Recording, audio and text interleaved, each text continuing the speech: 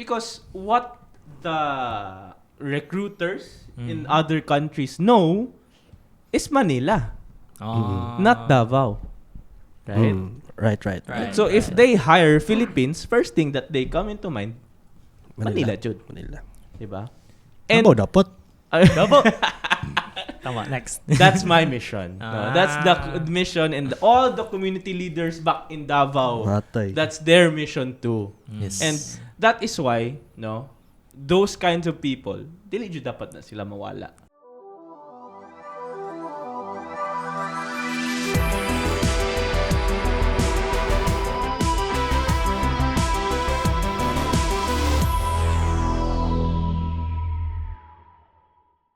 Maayong buntag, gabi ug hapon dira sa kaninyong tanan mga viewers diri sa Kaka-Computer. Maayong buntag. Ayan. So, mao ni atong second Bisaya episode diri sa Kaka-Computer. Second. Na first episode a while back, di ba? So karon, no? Unsa ba ang topic ron mga guys?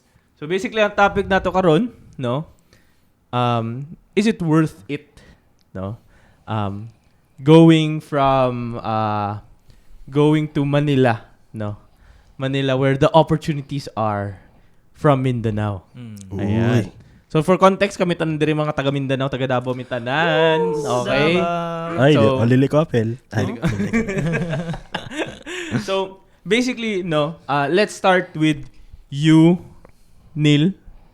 No? So what can you say about migrating to Manila, no? Migrating. Ayan.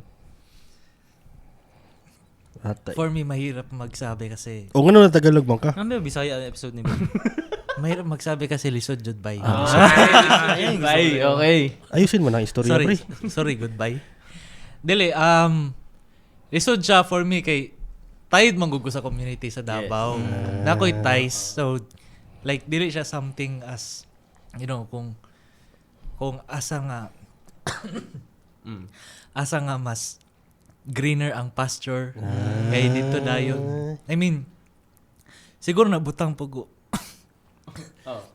Nabutang pugo sa gwapo nga position nga, you know, it's not the default answer. I have choices, no, and I have the privilege to think about my community. Yan. Yeah. So same with ni Neil, no? Na we are both deeply tied here in the community in Davao City, no? Pero my answer to that is that, no, I wouldn't dili nako siya i-deny na daghan jud opportunities diri sa Manila. Yeah. Kasi first and foremost, akong trabaho na sa Manila. Pero, Yes. no, akong trabaho na sa Manila, and then work from home ko sa Davao, 'di ba? However, no,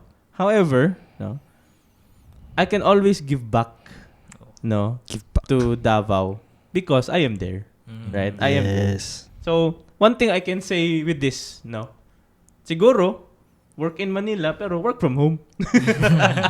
Work from home. And then, give back to your community, back in your province, back in Davao. Diba? So, ikaw, Will, na nag-college man ka diri sa Manila, Will. From Davao, unya, nag-Manila ka college, pero, nga na ni balik pa kag Davao. Okay, guys. Ano nag-atang si Mawil? Context is I'm from Davao. Niadto ko Manila to college for 4 years. And then ibalik ko Davao pag human ako graduate. And that's because nag-job search mo ko diri sa Manila. Pero ang salaries from my job offers more dili kay siya as taas as I expected from living in Manila. Kasi I've been in Manila for 2 years living kasi yun yung on-site namin sa school. So, nag-live ko in a condo. So, kabalo na ko sa expenses diri.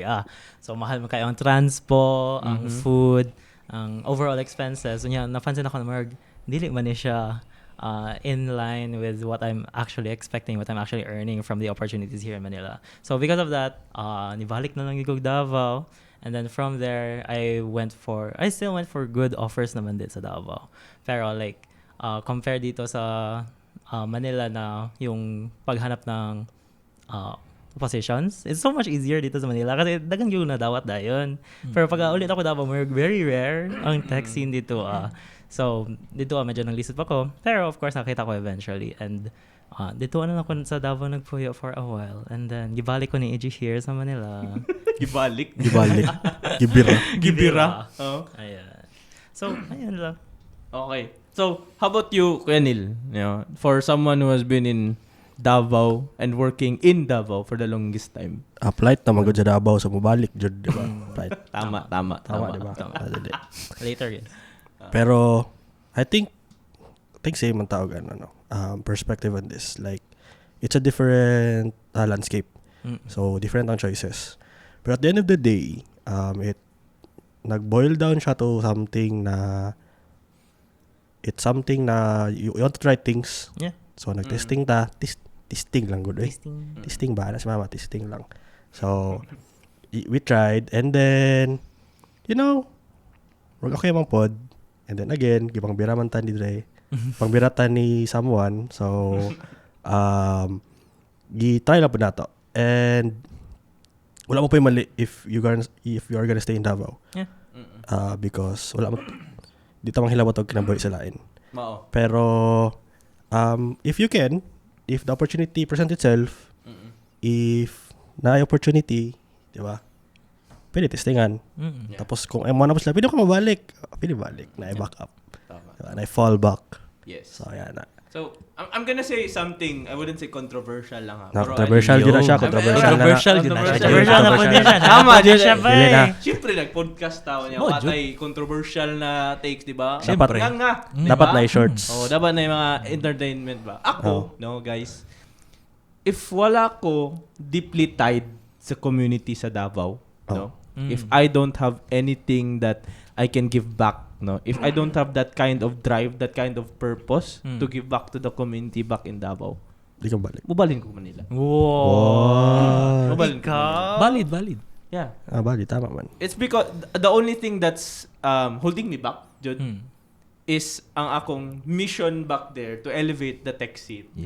Tama. Elevate mo talaga. Elevate the tech scene talaga. Elevate the No? tech scene. Tama. Kay, katutusin naman Jud nato, no? Grabe Jud ang opportunities dire. Now, you might say na it's an online era. You can get a job in Davao and then and then have you can be in Davao and have a job na outside the Philippines. Yes. I've tried that naman, Jud. Yes. No, I've tried that. And tinuod, no? Some people will say na the opportunities are in Manila. But in a online era, no, I would say the opportunities It's everywhere. nasa ubang Yeah. nasa ubang country. Oh. However, no, siguro being papalik-balik sa Manila, meeting a lot of people sa Manila and like kato, no, of all the people I've met, I actually can say na even if it's an online era, mas dagan gyapon opportunities dire. Oh. Technically, yes. Tama man, Yeah. Jud. Tama man, Jud. Because what the recruiters in other countries know is Manila, not Davao. Right? Right. So if they hire Philippines, first thing that they come into mind, Manila, Jud. Manila. Diba? And dapat. Tama, next. That's my mission. No, that's the mission, and all the community leaders back in Davao. Matay. That's their mission too. Yes. And that is why, no, those kinds of people, dili jud dapat na sila mawala, 'di ba? Because we need to progress. We need to progress. Diba? Progress. Tama. Not as we need to progress as a country. Yes. No, and that country, Philippines, is not Manila. Right? Tama. Introducing Agora's conversational AI engine. Build and integrate your AI agent in minutes. Any model, any voice. Start building your voice AI agent for free today.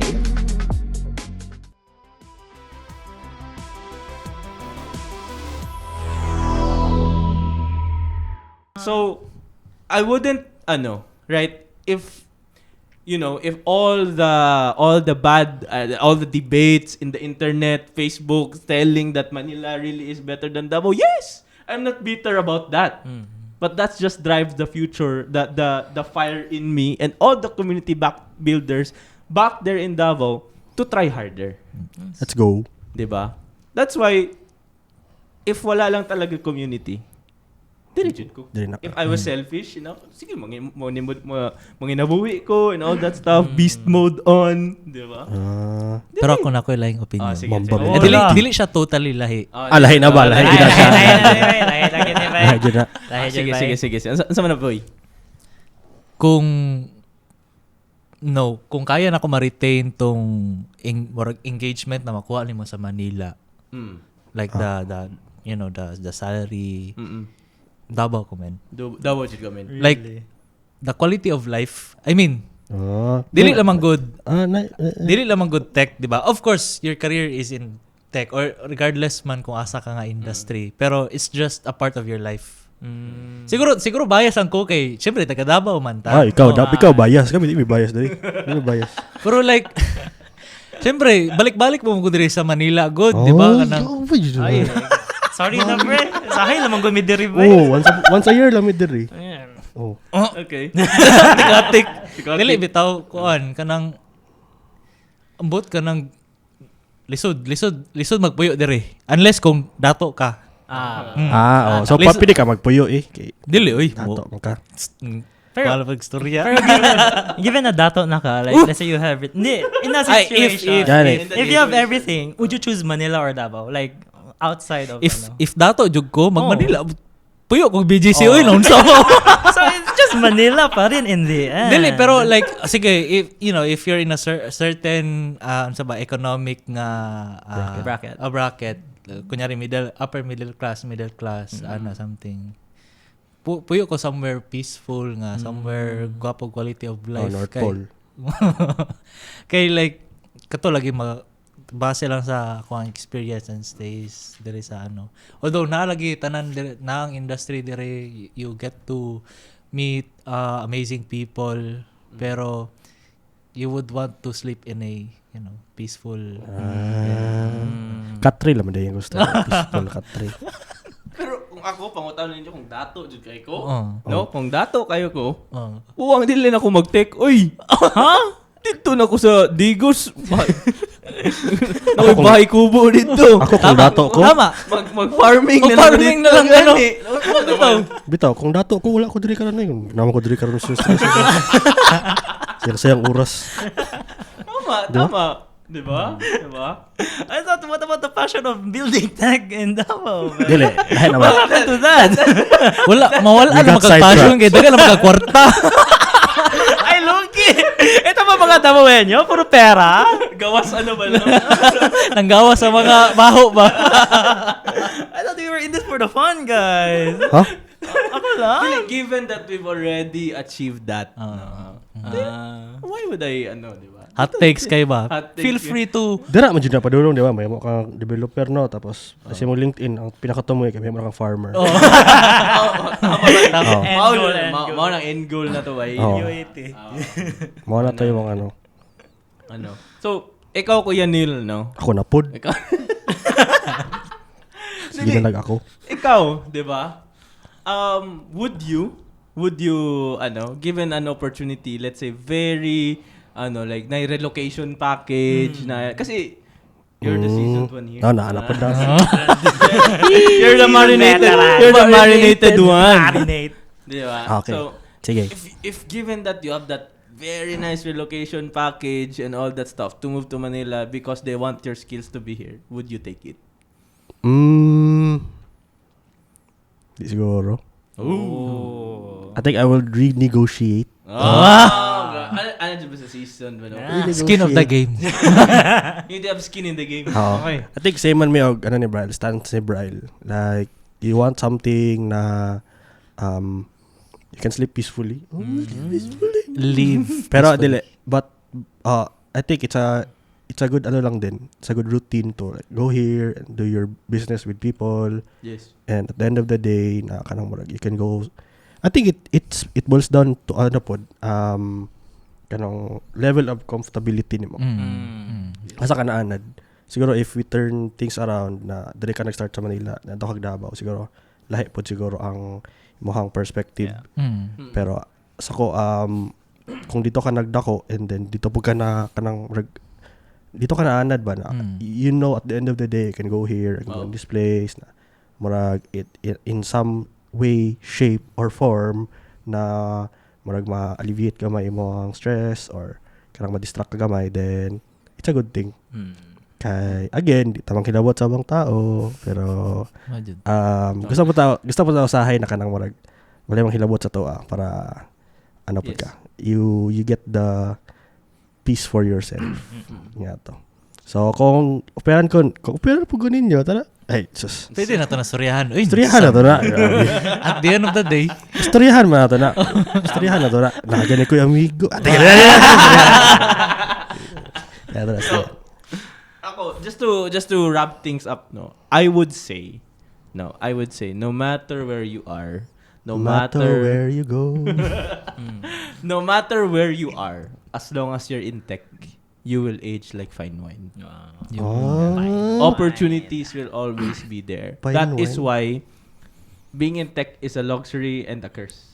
Yes. You know why? Why? Because you dedicated yourself to a lifelong of learning. Diba? So no matter where you are, Davao, Manila, or kung asa pa ka sa kalibutan, North Pole. basta naka sa tech, the same amount of stress you will receive is the same. Maski na ka sa Samal. Ay! Lagot. Ayan.